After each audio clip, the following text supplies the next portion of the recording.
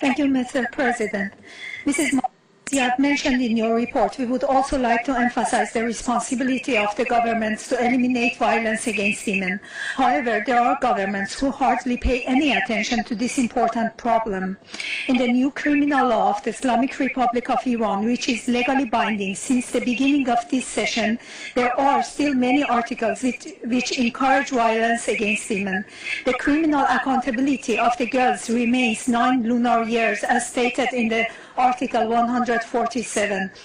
Stoning for adultery of married women is reaffirmed in the Article 225, but the judge may change this sentence to hanging.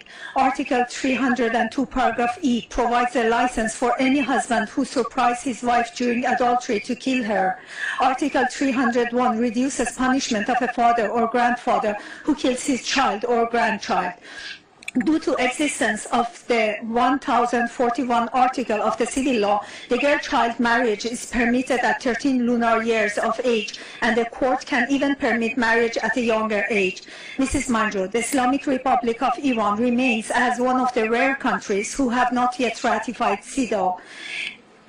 What measures do you have in mind to persuade such countries to ratify the CEDAW and implement all articles of the agreed conclusion of the 57th session of the CSW to eliminate violence against women?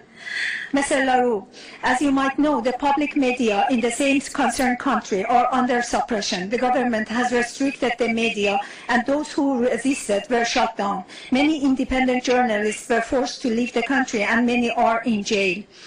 The Iran's broadcasting organization is under the direct control of the supreme leader, and in practice has changed to be one of the most important tools of suppression and strangulation.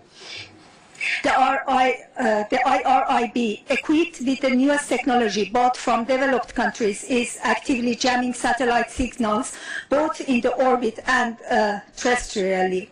The security and intelligence services of the same country are using special complex systems to impose internet content filtering and blocking to spy on citizens, internet data traffic and intercept of emails, voice, etc.